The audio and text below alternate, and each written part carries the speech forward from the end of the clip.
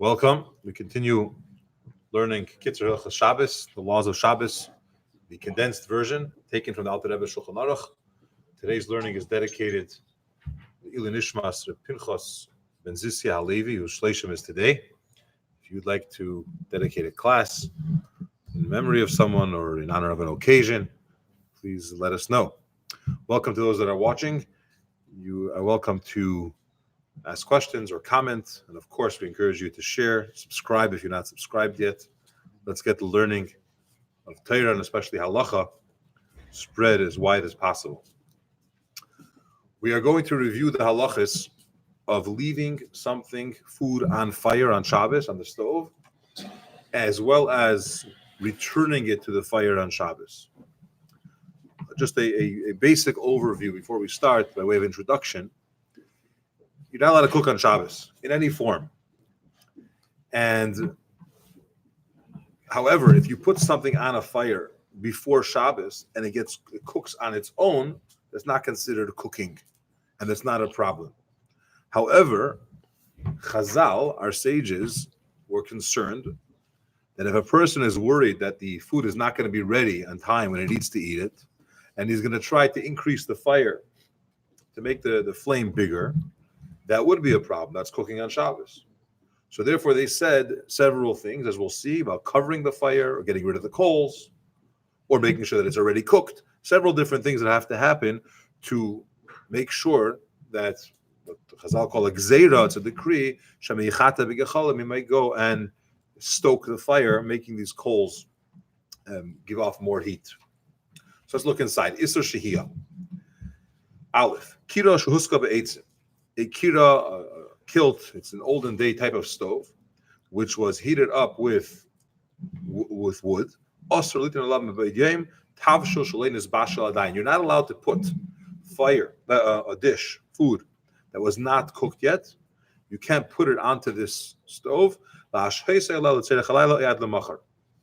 can't leave it on the stove until tonight when you'll have to eat it, or maybe you're only going to eat it tomorrow. It's your cholent or whatever it may be. You can't do that in this type of stove. What the stove is the wood goes to the bottom of the stove. In today's terminology, if you have an oven, for example, it's not an oven, it's a stove. At the bottom of it is where the source of the heat goes, coals or wood, and that's burning. On top, there's a hole or two holes, and you place the pots on top of those holes. So the source of the heat is under the pot, and you open it up sideways, if you will, and you could make the fire bigger, smaller, whatever it may be. So there's something that you're not allowed to do. Why? It's a gzeira to the krisha meichata b'yechalin b'Shabbos ligmar b'shulei.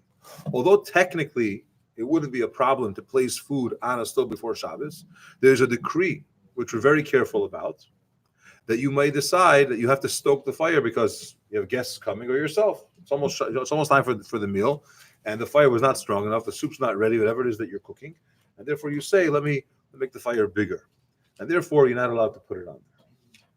However, the exception to this decree is, how do you get around this? What is an example of a stove that you could put a pot of food on top of it before Shabbos? Grufa uktuma.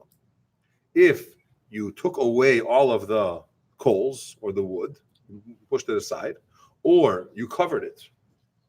Let's say that the stove, where the source where all the coals are kept, is swept away or cleaned away. You took out all the coals to the outside, or you covered the fire. What you did was you covered the coals with ashes to minimize the heat. Again, our concern here is that you may decide that it's not enough heat, you want to increase the fire. But if you covered it, that means you don't need any more heat. Or you're fine with the level of heat that it is now, and you're not going to go to increase it. So there's no decree that we have to be careful of. You're allowed to put a dish on Friday, obviously before Shabbos. Why they don't have, themselves that he's gonna put, back. But he's gonna put this back. Very good. So there's also the reminder component. He's going to say, or he says in the footnote, there's a reminder element here as well. Number one, you're expressing that you don't need a larger fire. And it also serves as a reminder to you. You're about to do it, and you go there and you see it's covered. you're going to catch yourself. We know you're not allowed to cook on Shabbos, but sometimes you're absorbed in the cooking and you may not realize. It's like Zera, we don't want cooking to happen inadvertently. Even if once Shabbos starts, your dish is not fully cooked, but because we're not worried that you're going to stoke the fire, you're allowed to. Because you expressed your intent that you don't need these coals anymore, it's enough heat. We're not worried that you may stoke it on Shabbos. I want to share some of the footnotes here inside because they're important. Number 2. The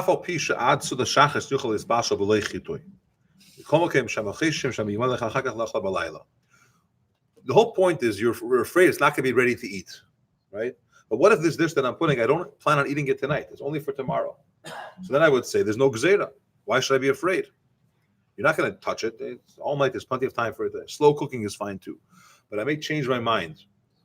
I have sometimes in yeshiva, they had to put a lock on the crock, on the cholent pot, because people were deciding to have cholent Friday night as well. Sure, not in any yeshivas that anyone here was at. But the concept is you may change your mind. You decide you want to eat the food tonight, and then it's not ready. So now you want to increase the fire. This is a great example of sometimes there's a decree, and we say, it doesn't apply. I'm not going to forget, or I'm different. You can't change the decree. Chazal could change it or could clarify when it applied. But even if you don't need it for tonight, you still can't do it. 3, in our days, when we're not using that type of stove, it's not, you're not using a stove which has coals that you have to stoke the fire to make it bigger. Gas, it's on a gas flame or even an electric fire. We still have a concern. You come to the fire, to the dish, you see that it's not boiling fast enough, it's not going to be ready. You're going to increase the fire. You're not moving coals, but you're going to turn the knob. What if same thing is when you use other forms, even if you're using a hot plate, but it has a knob that you could increase the heat, you're going to say, I need a little more heat.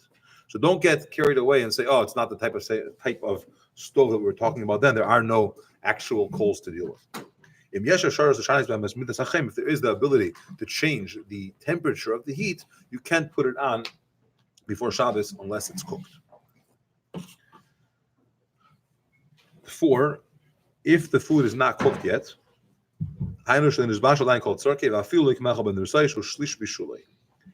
a case where you got rid of the coals or you covered it, you could put raw food on the fire before Shabbos. Now, I'm going to skip ahead because I don't want it to be misunderstood. We are careful today not to put raw food, minus meat, but not to put raw food on the fire before Shabbos, even though that there's no coals, and we covered the coals, whether it's a blech or whatever form that would be allowed, we still don't put raw food for several reasons. First of all, there is an opinion that we should be machmer, and it's a strict opinion, but it should be cooked. There's a less machmer opinion that says it doesn't have to be cooked all the way, but it has to be cooked at least machal ben drusai. But another big issue that we have, and is very common, when you have a blech on your stove, the flame is under one part of the blech. You put your pot away from it. Then you decided, I need a little bit more heat, so I'm going to pull the pot onto the flame. If the food was not cooked yet, then you're really cooking on Shabbos. So even though technically there are ways to put completely raw food, if it's a proper blech, and you're not afraid of this gezerah, there are other issues of chazara.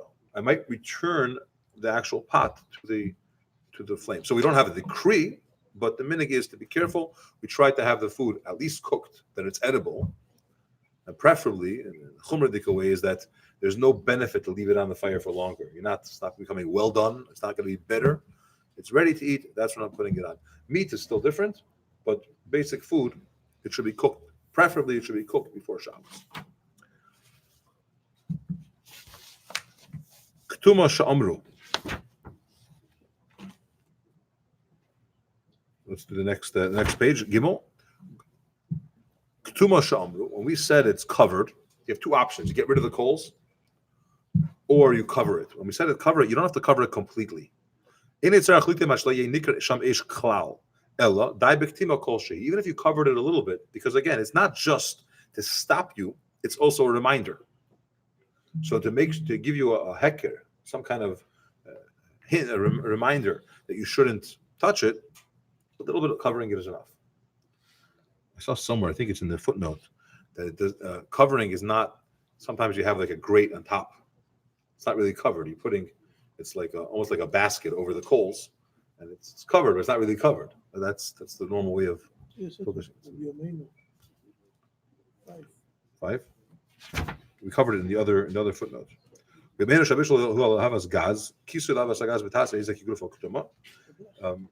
Yeah, but he's saying what he's getting at is regarding chazara. Then it would still be a problem if it wasn't fully cooked. We can't forget about the most important part here. Shehiyah is just leaving it because you're fine. You're going to leave it. When you're ready, you're taking it off. It's no problem. But if you're going to start moving it around, in the morning you realize it's maybe it needs a little more fire. You're going to push it over. Then it's a problem if it wasn't cooked. Not much cooking on Shabbos. Yeah, morning for sure. Even at night, fine. But at night, you decided to push it. Putting it on the fire would be where it could be an issue. Okay. Gimel. Ktuma she'amru. So we said it doesn't have to be covered completely, but even a little bit. Let's assume I covered my coals. And sometimes coals, they do interesting things, and they started to, one caught onto the other. The fire is now larger than it was. It's still not a problem, because you expressed that you don't need these coals anymore. I'm fine the way this is cooked. It's cooked enough. A little flame will be enough for me. We're not afraid he may stoke the coals on Shabbos. Regarding an oven, if someone's putting food in an oven, now today's ovens, the source of heat is in the back of the oven, not on the bottom. Often, especially electric. You think gas is only on the bottom? Okay. Electric oven, when the source of heat is in the back or on top. Now, there's some opinions that say that you should put a metal box inside, so that the fire is covered, because you don't have a real blech on it. So it's a fire there. The way around that is if it's fully cooked. Make sure the food you're putting in is fully cooked, even if it's meat. It should be fully cooked. And this way, even though the oven is not technically, you don't have a blech, or you're not covering the fire. I mean, another option is to cover a whole wall with silver foil. I don't know how practical that is. But it's brought, take off the knob. And you open the tunnel on Shabbos. You could open one time to take it out. No. Why? The thermostat will go right away up. Okay, yeah, fine.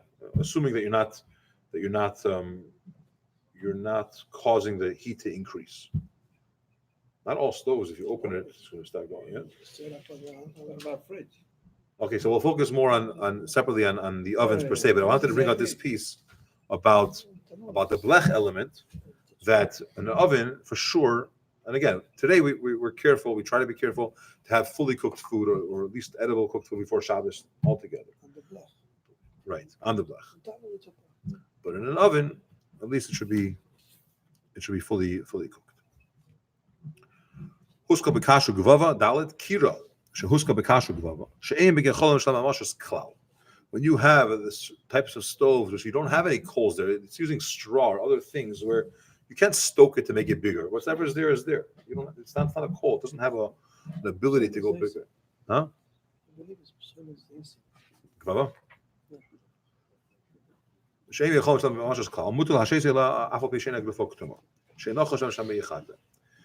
We're not afraid that he may stoke the fire. Remember, he says here in the footnote how much more so today, that there's no chash of stoking anything. It's set there. Okay.